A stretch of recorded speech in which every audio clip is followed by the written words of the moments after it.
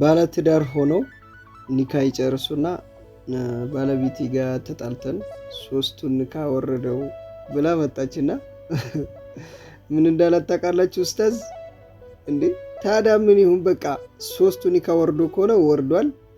እኔ እኮ ፓስፖርት አይደለም አላድሱ ቤተ ጋር እንደዚህ ቤተሰብም ተወቃቅሰው ነበረ። ቤተሰብ ማልተስማማም ተፋቱ ብሎን ተፋታን ነበር። እሺ ምን ላድርግሽ ታዲያ? በሶስት ነው የፈታ እና ምን ይሁን? እሺ አሁን ምን ላድርግ? ምን ታደርጊያለሽ? ኒካዬ እንትን የፓስፖርት አገልግሎት አይደል? ኒካ ኢሚግሬሽን አይደል? አላድስ ኒካ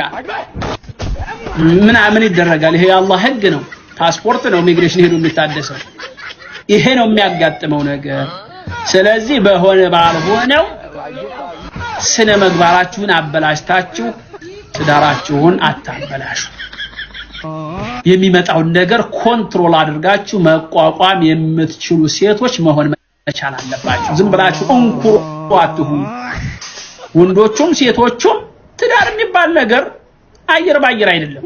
ብዙ ጣውረድ አለ መስሎሻል እንዲህ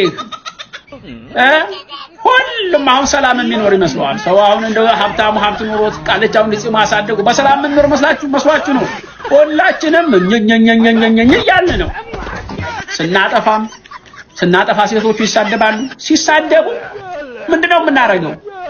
እንዲያርጋል እንደዚህ እኮ ነው ሲሉ እንዳልሰማ ዝም ብለን ቶሎ መኪና አስነስተን ውጥት ነው። መኪና ከሌለ ደግሞ በእግራችን እንነካዋለን። ወደ መስጂድም ሆነ ወደ ጫካም ሆነ ወጣ ብለን ቀዝቀዝ ስትል ከተቻለ ዝም ብሎ አንዲት አበባ ገዝቶ መምጣት፣ ካልተቻለ ደግሞ ዝም ብለህ ከረሚላ ቢሆን ገዝተህ መጥተባለህ የኔ ቆንጆ ቅድም እኮ ተናድጄ ነው እንጂ እንደዚህ ነው ብለህ ነው ሚስትህ ነው የምትታረቀው። በውጭማ እንደተናደደች ሄደህ በዛው ካደርክ ቃሚያ ይቆማል። አዎ ዶሮም ጥለህ ለማደር ነበር አላማ።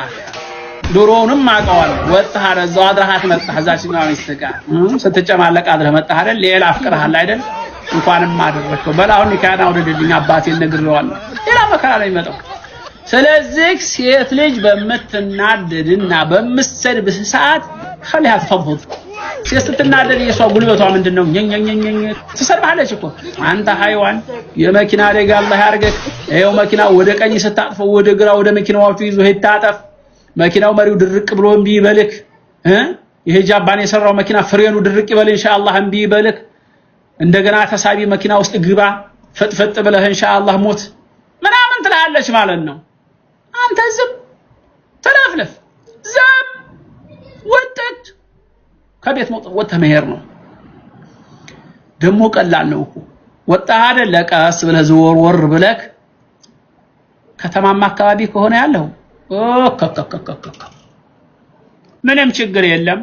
ትንሽ ያበባ ግዝት አርገህ በ10 ብር አለች ዝም ብላ 5 ብር አቡ 5 ረካሽ የምትገዛለ 50 ብር 60 ብር ማን ገዛለህ አንተ? ትንሽ አበባ ገጣጥመህ አምጥተህ ገዝተህ እንኪ እኔ ቆንጆ እኔ እኮ ወድሻለሁ ሸይጣን ነው እንደ ያረጋ ያጣላና አንቺም ጥሩ ሰው ነሽ ብለህ ስትት። በገጠራማው አካባቢ ከሆነ ደግሞ ዝም ብለህ ጠጀ ሳሩን ዝም ብለህ የብሳናው ቅጠል ወይራ ቅጠሉ እሾህ አይኖረው እንጂ ችግር የለም። አንባቸው ቅጠሉ ሐጋሙ ዝም ብለህ ቆረጥ አድርገህ ለፍየል እንደሚያመጣ ሰው ባህር ዛፍ ቅጠሉ ጥንጁቱ ምናምን ነጭ ባህር ዛፍ ሰብሰብ አድርገህ ከየአይነቱ ዝም ብለህ በአንድ ላይ ስብስብ ታረጋውና ሰርዱህን ነጭ ታርገህ ጠጀ ሳር ቀጤማው ምናምን አድርገህ ጥቅልል አድርገህ የኔ ቆንጆ ለጊዜው አበባ ስለሌለ ነው በይንኪ ይሄ አበባ ነው ፍላወር ነው ባለን ነው ብለህ ወስደህ ቅጠሉን እንዳለ ፊቷ ላይ ጣለ ብታረጋው አበቃ። ዝም ነው የምትለው ሳስቃ ዝም ትላለች ትታረቀሃለች ማለት ነው እንጂ ዝም ብሎ በልክ አይደለም በጉልበት አይደለም እንጂ ትዳር ውስጥ መናቆር መጣላት መናከስ ጠፍቶ አይደለም። ስለዚህ ሁሉም እየተቻቻለ ነው። አላህ Subhanahu Wa Ta'ala እየተቻቻሉ ከሚኖሩት አላህ ያድርገን። ሰላም አለይኩም ወራህመቱላሂ ወበረካቱሁ። ሰላም ምርጦች እንዴት ሰላም ናችሁ? እንግዲህ ይሄው ኡስታዛችን እየሳቁ እየተጫወቱ በጣም ብዙ ልጆችን እየመከሩ ነው ቲክቶክ ላይ ገብተው። ባለፈ እንግዲህ አይታችኋል ያ ሁሉ ምክር የውጭ ሀገር ዜጋ ልታገባ ያለችውን እንዴት አድርገው እንደመከሩ። ግን እሷ ያዙ ይልቀቁኝ አለች። በቃ ይመጣብኛል፣ ሌላ ነገር ተለምዷል። በቃ ተይዟል ፍቅሩ ማለት ነው። የአገርሽ ልጅ ይሻልሻል፣ ተይ። አሁን የት ብለን ልንከስ ነው? የሆነ ነገር ብትሆኚ በምን አይነት ቋንቋም ይወራል? እዛው አገርሽ ላይ አርሶ አደርም ለምን አይሆንም? አግቢ አሏት። እና አሁንም ደግሞ ኒካ ብላ የመጣችው ልጅ አታስቅም? ግን 3ቱም ኒካ አውርጃለሁ ብሎኛል ባለቤቴ። እንደዚህ ብላ እሷ ፈትዋ እየጠየቀች ያለችው ያው አሁን ኒካው ካለቀ በኋላ ባልና ሚስት ተዋደዋል ድጋሚ ማለት ነው። ለዛ ነው ኒካ ጋር አትሩጡ የሚባለው። አንተም ሳታስብበት በንዴት 3ቱንም ፈትቻለሁ ብሎ ሚስቱን የሰው ልጅ ከፈታ አበቃ። ምክንያቱም አስቡት እንግዲህ 3ቱ ጋር ምን አስኬደህ? እስቲ ወደፊት ፍቅሩ ሊመለስ ይችላል፣ ሽማግሌ ሊላክ ይችላል። እንዴ ይህን ያክል ሰው አልገደለች እንዴት ነው 3ቱም የሚለው? ብቅ እናንተም እኮ ግን ችግር አለባችሁ፣ ጨጓራ ስታቃጥሉ። ውይ እንዴት አድርጎ ባልና ሚስት አብሮ መኖር እንዳለበት ሁላ አስረድቷል። በነገራችን ላይ ኡስታዝ ይመቻቸው። እኛ ትላልቆቹ ራሱ ጢማችን እንደዚህ ይዘን ኡስታዝ የሚባሉ ሸክ የሚባሉ ሁላቸውም ቤት ውስጥ ሴት ያለው ሰው ባልና ሚስት ባለትዳር ሆኖ የማይጨቃጨቅ የለም ነው ያለው። በቃ ትክክለኛ ነው። ማንም ሰው አብሬ እኖራለሁ ብሎ ከተደመረ በድምር ቤት ውስጥ ሲኖር ማንም ሰው ሳይጣላ አይኖርም። በቃ ይሳደባሉ፣ ንዝንዝ፣ በቃ ሁሌ ንዝንዝ ነው። እንደዚህ ነው ሁሉም ሰው አብሮ የሚቀጥለው። እኛን አይደለም ቤተሰቦቻችን ራሱ እናትና አባት እየተነዛነዙ ነው እዚህ ደረጃ ያደረሱ። ይሄ ህይወት ውስጥ የሚኖር ህይወት ነው። በቃ አይቀሬ ነውና ሚስት ጋር ስትጣላ ወደ ውጭ ወጥተህ ዝም ብለሃት ስትመለስ አበባ ዘና እንጂ በዛው ሂደህ እንዳታደር አለ። በቃ ትክክል ነው። በዛ ሄዶ ካደረ ያው ለአባቷ ደውላ ለአባቴ ነግሬያለሁ ኒካ ወርድልኝ ትላለች። ነገሩ እየተባባሰ ሂደ ማለት ነው። እና ኒካ ደግሞ 3 የምትፈታ ወንድ ማለት ነው። ምን ኒካ ጋር አስገደ? ለምን ደራርበህ አታገባባትም? ምንም ብታጠፋ 3 እንዴት አድርገህ ጨጓራውን ብታቃጥል ነው ግን። እና አሁን እሷ ወንድ ልጅ ብዙ ጊዜ እንደዚህ አይነት ነገር አይጠይቅም፣ ድፍረቱ አይኖረውም። እሷ ግን ኡስታዝን ጠየቀች። ወይኔ እሱ መልሱ ግን በቃ ገደላት።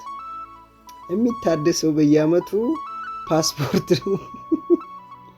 ይሄ ግን በቃ ሃይማኖት ነው፣ ግድ ነው። በቃ አላህ ያስቀመጠው ውሳኔ እስከሆነ ድረስ መታደስ ምናምን የለም። አሁን ብዙ የሚታደስ ምናምን አለ ወደኛ ሀገር ይላሉ። እንዴት መሰለህ? አይሆን አባባል አለ፣ እሷ ሌላ ግብታ ተፈታ ምናምን። እንዴ ያ ነገር ታስቦ ይደረጋል እንዴ? እሱ ሌላ ግብቶ መጥቶ ምናምን። ሲጀመር እሷ ሌላ ግብታ ከመጣች ምን ልታደርግልህ ነው? ሌላ ወንድ ላይ ተለጥፋ መጣ እንዴ? መጀመሪያ አጠገብህ የነበረችው ወርቅ ለምን አልያዝካትም? 3 ከመፍታት ብዙ ልጆች አሉ እንደዚህ የሚያደርጉ። አሁን ያ እንግዲህ ቢዳ ነው ብዬ የማስበው ነው። ኒካ ከተፈታ ተፈታ፣ ሌላ ግብታ መጣ ምናምን የሚባል ነገር አለና መጀመሪያ አፍህን ማሰር ነው። በቃ የፈለክ ተፋለት ተጣላ፣ ኒካ ጋር አለመድረስ ነው። ቤተሰብ ሳያስገድደው ፍርድ ሳይሰጠው በአንድ ሰው ተናዶ ሁሉንም ኒካ ብትንትን አድርጎ ከፈታ በኋላ ሌላ ጦርነት። ይሄ ነገር በንዴት የመጣ ነው እንጂ ፍቅሩ ተቋርጦ አይደለም። ከውስጥ እየተዋደዱ ንዴት ሲመጣ ግን ያን ኒካ አስቀድመው ነው መሆን የለበትም። ምክንያቱም ሰው እየተዋደደ ከሆነ ኒካው ጋር አለመድረስ ነው። ያረገውን ያርግ እንጂ ኒካ ጋር ሲደርስ በኋላ ምን ሊባል ነው? እስቲ ተውት ፍቅሩን። መሀላችሁ ልጆች ካሉ ምናምን ብዙ የሚያገናኛችሁ ነገር ሊኖር ይችላል ወደፊት የምትማለሱበት ነገርና እና ተመለስ ቢባል ምንም አይመለስም። በቃ አይታደስም ኒካ። ያው ተራርቃችሁ ልትቀሩ ነው። የሁለት ዓለም ሰው ናችሁ። እሷም ሌላ ጋር ሄደች፣ አንተም ሌላ ጋር ሄደ መኖር እንጂ መቀራረባችሁ ነው። ገባችኋ? ስለዚህ አሁን ብዙ እኔ የማውቃቸው ልጆች አሉ እንደዚህ አዲስ ሰው ምናምን እሷ ሌላ ግብታ ተመልሳ፣ እሺ ይሁን ብሮ ድንግሏን ስለወሰደ ሌላ ግብታ ተመለሰችበት እሱ ስለምትወደው። አንተሳ ሌላ ነገር ለምዳ ስትመጣ እንዴት ተቀበልካት ነው አማርኛው። እኔ እኮ የሚገርም ምን ያህል ብትዋደዱ ነው። ሌላም ፍቅር አለ እውር የሚያደርግ ሃይማኖት የሚያስጥል ማለት ነው። ኒካ ጨርሰው አብረው የሚኖሩ አሉ። በቃ ማንም አይመለከተውም ብለው ኒካ ጨርሰው አብረው የሚኖሩም አሉ። አሁን እሱ እንዴት ይታያል? በየሰፈሩ አለ።